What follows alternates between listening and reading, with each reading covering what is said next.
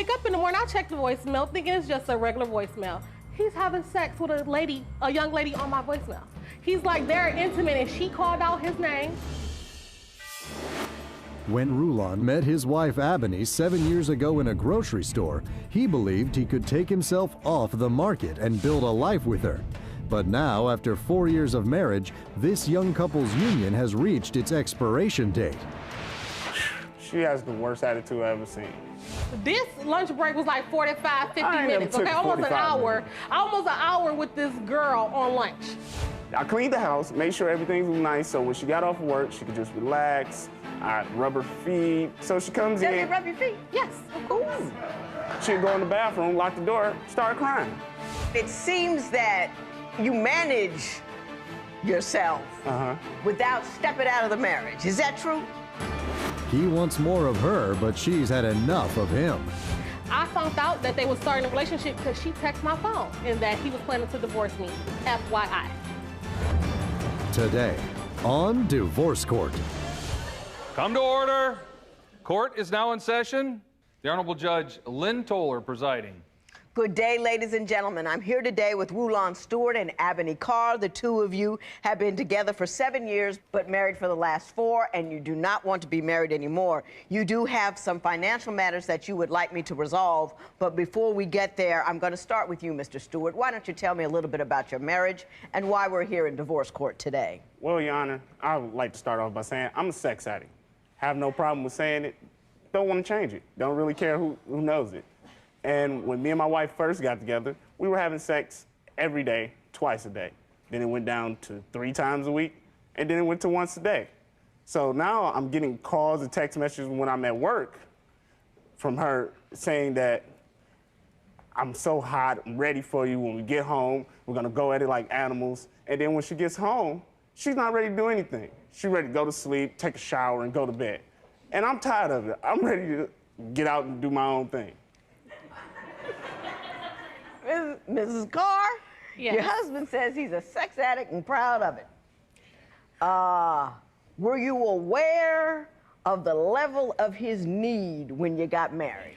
Yes, I was very aware of the level of his need when we first got married. Were you prepared to keep up with the demand? Yes, I was. What happened? Well, he is a sex addict because we can have sex 7 days a week, 2-3 times a day. Is never enough for him.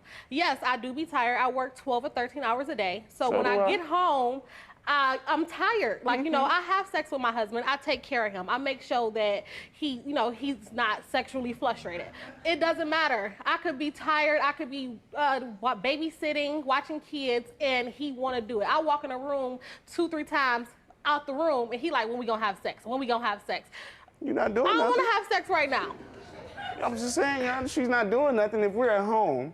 And there's nothing else going on. There's nothing you should going be on. having sex. If we can, go Why ahead. not? Yeah. Since you're not getting all that you need within the context of the relationship, have you used other means by which to satisfy your addiction? See how I'm keeping it clean? Well, if she gets me started and she just goes to sleep, I tend to watch some adult movies and have some alone time with myself. Yes. Okay, alone time. We're doing all right here. I mean, we're deep into an issue. I usually don't like to This could be right after we have sex. This is not just if I don't have sex with him. This is right after we have sex. 20 minutes. 20 minutes. Oh, I wasn't done, but you were. Yeah. Really? Really? You finished and I'm not, so I'm going ahead and handle it. Let me ask you this, Mr. Stewart. It seems that you manage yourself without stepping out of the marriage. Is that true? I wouldn't say that completely, but I have had a situation happen. But I try to keep it within the means of the marriage, yeah. Can you tell me about the failed, what happened when you did step out? Well, at one point, we were having arguments every day for about 2 weeks straight. And during the argument, she just came out of nowhere and said, I'm tired of this, I need a separation or a divorce, and I'm not dealing with you anymore. And I've never seen her be that mad or so animated about getting divorced. So I went to one of my old friends that I would confide in. It was a female, and one thing led to another. It happened. This has happened repeatedly. This is not the first time. It hasn't happened 2 times. This is like the 4th time we're going through something like this. The first time is when he told me he was going to a party. Right before the party started, we had just got off the phone with each other. Around 12:30 that night, I get a call from his phone and a voicemail. So when I wake up in the morning, I check the voicemail thinking it's just a regular voicemail. He's having sex with a young lady on my voicemail. He's like, they're intimate, and she called out his name, and he tried to deny it. Oh, it wasn't me, it was my friends. Your friend's name is Rulon. Right. Your friend is Rulon, too. Like, how many Rulons are there? Like, you know, so I chose to forgive him about that. We moved forward. We end up getting married. 6 months into our marriage, he started a relationship with a young lady. Hang on. I found out that they were starting a relationship because she texted my phone telling me that my man and her was starting a relationship and that he was planning to divorce me. FYI. That's what she told me. Did you strike up a relationship with a woman who felt so comfortable with you at some point, she texted your wife to say, FYI, he's gonna divorce you? Yeah, I was speaking about it because that's what she was saying. She was saying she wanted a divorce, she was done. So I was starting something new. I don't like to be lonely. So I was starting something new. If I'm not... He told me, Your Honor, that the reason why he started a relationship with this young lady is because he didn't know if we was gonna be married anymore and that he wanted to secure himself. Just in case there wouldn't be any gap. Right. He didn't want to have to be alone at all. Yes. When divorce court continues, what drove Ebony to violence? When I walked through the door, before I could even swing the door all the way through, boom, I get punched in the face. Are you considering getting married but aren't quite sure your intended is the right one for you? I'll give you my opinion. Call toll-free at 1-877-311-2222 or visit our website at divorcecourt.com or become a fan at facebook.com/divorcecourt.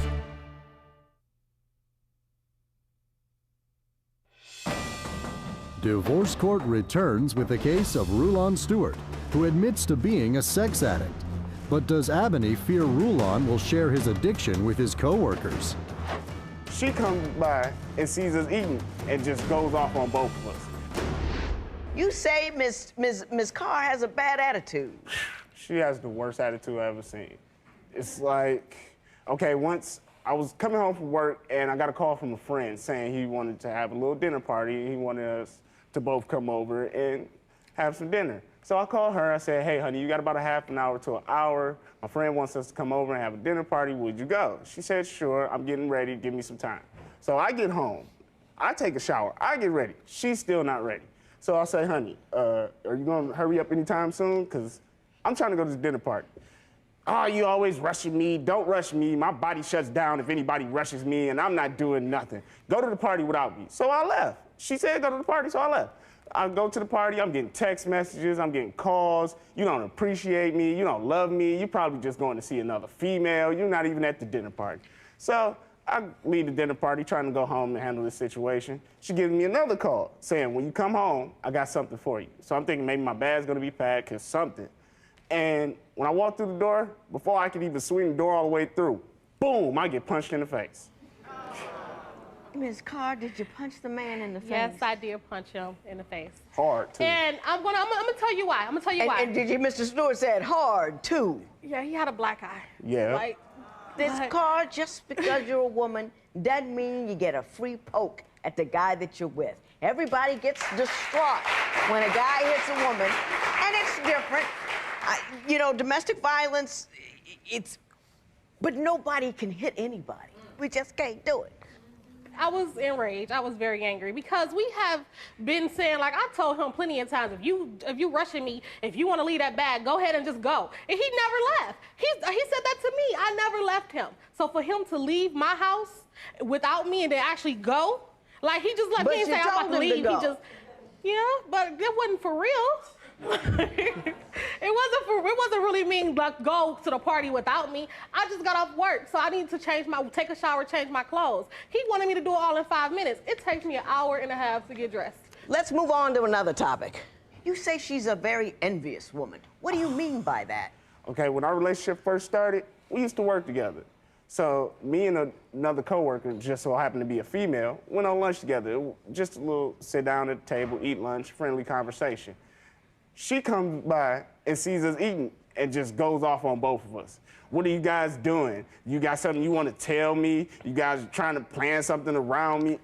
It wasn't a normal lunch, Your Honor. It wasn't a normal lunch. Well, what kind of lunch was it? Our lunch break is 30 minutes. This lunch break was like 45, 50 minutes, okay? Almost an hour. Almost an hour with this girl on lunch, okay? How did you know how long he was spending with her at lunch? I was the supervisor on the front line. And I can read they punches when they punch out. He didn't punch out for lunch. And I timed him when he left. I timed him, and when I went back to the back, they were still sitting back there after 45 minutes. They still sitting back there talking, chit-chatting. I can't help the conversation. Now, Ms. Carr, are you checking his punch clock and in 45 minutes? He's not doing anything in the lunchroom during those 45 minutes.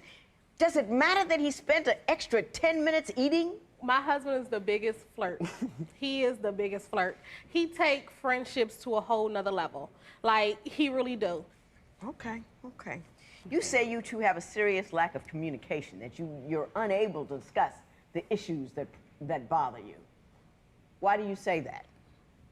Because when I talk to my husband, he completely cuts me off. So talking to him is like talking to a brick wall because it goes nowhere. It goes in circles. I could talk to him all day long. When I say something he don't like, he's yelling. He starts telling me what I should do and how I should be and how I should act. I have a mind of my own. Let me tell you how I feel before you give me your input. When Divorce Court continues, are the problems in this marriage written in the stars? She's a Cancer. And if you know anything about zodiac signs, they're the crabbiest ones. So she has a lot of mood swings.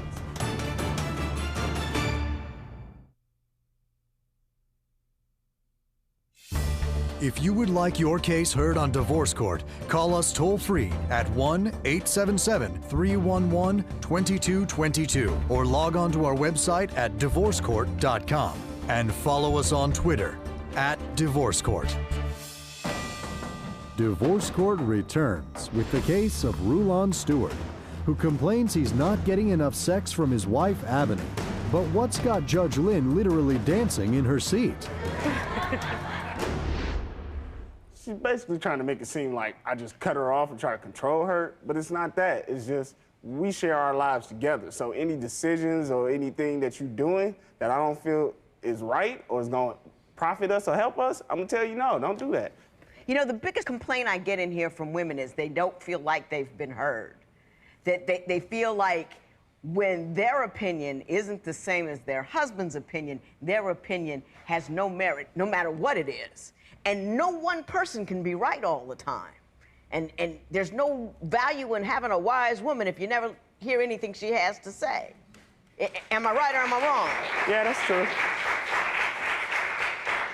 So do you think she has a valid complaint there? Yeah, she does. You say she has very rapid mood swings, Mr. Stewart. Tell me about the rapid mood swings. Okay, well, I believe in zodiac signs. I'm a Gemini, hey, and she's a Cancer. And if you know anything about zodiac signs, they're the crabs. They're the crabbiest ones, so she has a lot of mood swings. She came home from work one day. This was one of the days I actually did clean the house, even though when she got home, she said it wasn't clean. I cleaned the house, made sure everything was nice, so when she got off of work, she could just relax. I rub her feet and everything. So she comes in. Does he rub your feet? Yes, of course. Ooh, go ahead. So I went to go rub her feet, so I'm rubbing her feet. How was your day? I don't want to talk about it. Okay. You rubbing my feet too hard. Okay, I'll soften it. Now it's too soft. Put some more pressure on it. Okay. Well, I don't know what to do with you right now. I'm gonna let you have your time.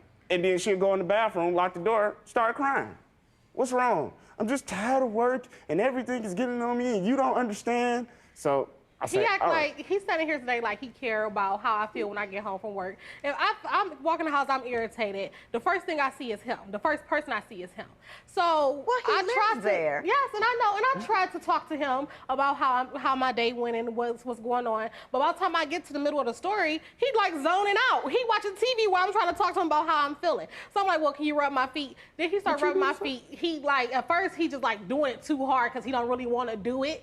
And so then he'd get it like really, really soft. So I get mad. If you're gonna do something, do it right. And that's what I go through every day. This is what I go through every day. I deal with this every day. Moods every day. Do you have any children? No.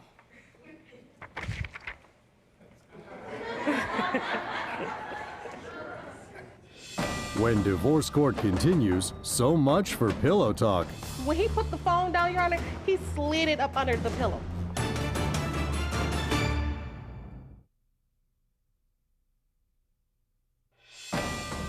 Divorce court returns with the case of Rulon Stewart and Ebony Carr, who have been married for 4 years, but now are seeking to end their union.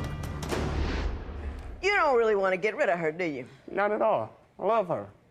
Can't see She's myself with beautiful. nobody else. Absolutely beautiful. And you ain't getting rid of him either, are you? Maybe. I love my husband, Judge. I really love him, and we are best friends. But I'm at the point where I'm tired of being hurt. Like, I've been doing this for 7 years. How does he hurt you? Like, by cheating. Like, he cheated. Like, and we had an honesty policy. No matter how much it hurts after we went through infidelity, no matter how much it hurts, to come talk to me about it. A few weeks ago, I asked him. We was getting ready for bed one night, and his phone beeps. I said, honey, give me your phone so I can put it on the charger. He looks at the phone and says, oh, it can just go ahead and die. I don't have to work tomorrow. So I said, okay. When he put the phone down, Your Honor, he slid it up under the pillow. Slide. I knew then to get that phone to and check. the pillow moved. He put... Mr. Stewart, have you drawn a clear line between you and the rest of the world? Do you have you and your wife, this is your home, this is your palace, and those other women, the other things to do, all of that cannot interfere with that great thing that you have at the house? Have you drawn that clear line? I try to, but it's hard when you come home and somebody's always talking about they're tired of you and they're upset with you, and every day you don't know what to do. I don't know what to do most of the time. You hurt people when you step out on them. I mean, and it's not just a physical act, it's an emotional beating of sorts, because you are her world, and her world has decided to elevate some other woman above her. You're going to share her body and her time without her knowing about it. It's a deceit of grand proportions that just destroys somebody. And even if you love her a little bit, you can't roll like that. If you can't be, you know what I mean? If you can't be a right guy, be a wrong guy someplace else. I'm going to, you tell me about the $675 you want Ms. Carr to pay to you. Well, when we first got married, we needed a car. Right. She was going to school, I was working all types of hours, so we needed a car. Well, her credit is shot, so I had to put it all in my name. And when I put it all in my name, I sat down with her, I said, okay, so you know what this means? No matter what happens between us, we got to make sure this gets paid off and everybody walks away with this with a clean slate. So I'm saying if she gets divorced, I won't have for my car.